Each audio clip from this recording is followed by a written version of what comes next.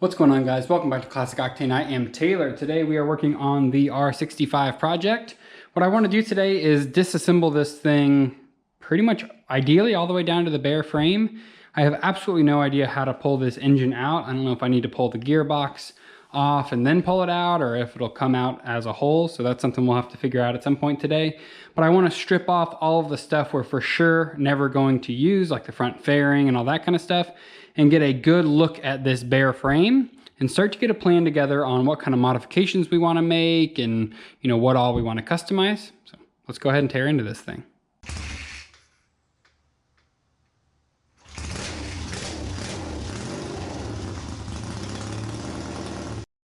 I'm just going to start up here in the front with this front fairing. One thing, I don't think I showed you guys this in the last video. This bike came equipped with, I assume these are like pool noodles. You know what I mean? Like the little noodles that you used to float around in a pool. I don't know why they're wrapped around the front forks, but I'm not going to complain because it looks like it did a great job protecting it, but they're zip tied on both sides. Just another one of those quirky things that this bike has going for it.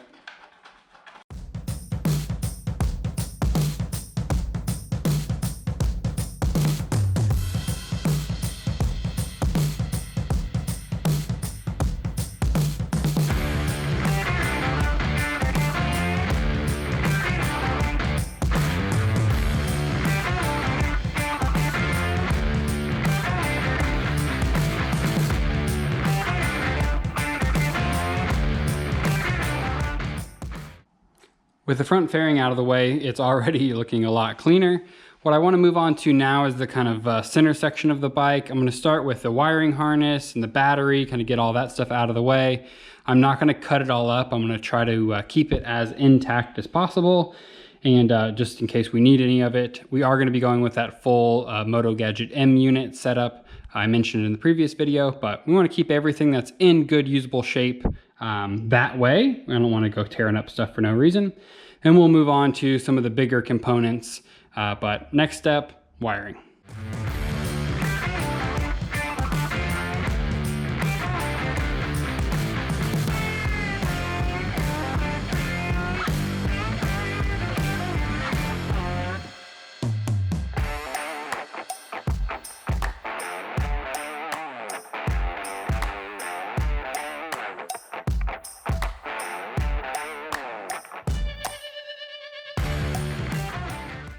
Getting pretty well stripped down now. The last thing I want to remove before I wheel it outside and give this thing a very thorough pressure wash is our exhaust. So we have our special exhaust flange wrench here. And in theory, this will be very uneventful and these will just come right off. I wanted to take you guys along just in case. Moving already. Sometimes if you don't put like a proper copper anti-seize on these, they can get like completely corroded and stuck to the head and become very difficult to get off. But happy to report that's not the case with this left side.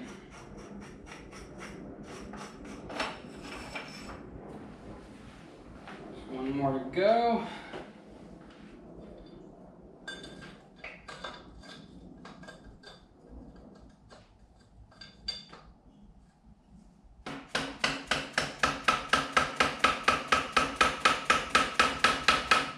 Definitely a little bit tighter, but it is moving. Now we can celebrate. They're both off.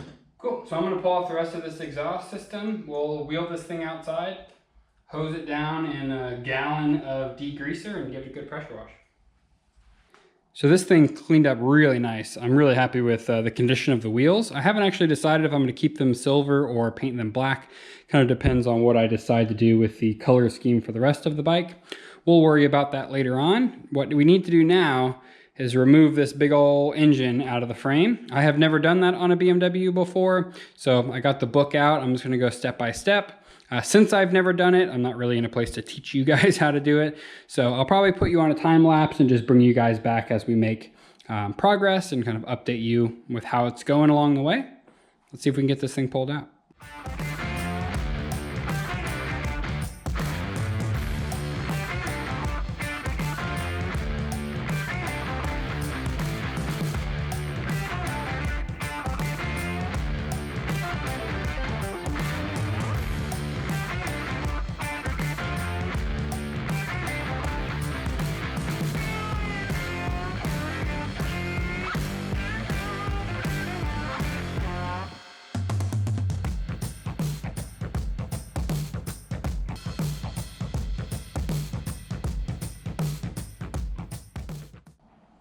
And a whopping 15 minutes later, it is out. These BMWs are proving to be incredibly easy to work on. I mean, this was literally 2 bolts. We already had a lot of the time-consuming stuff done, you know, getting the exhaust off and the carbs off and all that kind of stuff. So literally pulled the air box and the starter cover off, disconnected the drive shaft, 2 main bolts underneath, pulled it right out. It's a bit of a wrestle job with one person. You should definitely do it with 2, and you guys could each grab a cylinder head and it would be super easy. When I go back together, I will definitely get a hand so I don't mark up my frame. Obviously, we're gonna be stripping this down anyway, so it doesn't matter at this point, but that was not a big deal at all. I'm pretty stoked on that. So this is as far as I need to tear the bike down at the moment. The next big decisions need to be made. So I've decided I don't think I want to go with that factory R65 gas tank. It's a little bit too big. It's a little bit too kind of awkwardly shaped. If it was the earlier, what do they call them, like toaster or bread box or whatever they're called, older BMW gas tank, I would probably run that. That particular one is just a little bit weird. So I'm going to start to play around with different gas tanks on this frame, and I can kind of see what's going to look good proportions wise, what's going to give us the kind of overall shape and feel that we're looking for. Once I figure that out, I can move on to this rear subframe. So the cool thing about BMWs is these rear subframes are completely bolt-on. So I don't know if you can tell, but it's separated right here. So it's literally these 2 bolts and these 2 bolts, and this whole rear section will come off. I want to do that. I want to get rid of this factory subframe and make a custom design. So what I'm working on in my brain is trying to figure out A, what kind of seat we want to run, and then B, what do we want to do for our rear suspension. So I'm curious of what you guys think we should do. We could keep a similar setup to what we have now and just replace these shocks. It's a little bit on the boring side, but functional. We can get a longer shock, tilt it forward a little bit and connect it to this backbone right here. So the shock would be a little bit more steep angle, but would still give us good travel, and you know, quite a few custom bikes run that setup. Or we could try something even more custom and, you know, build like a custom monoshock conversion in here.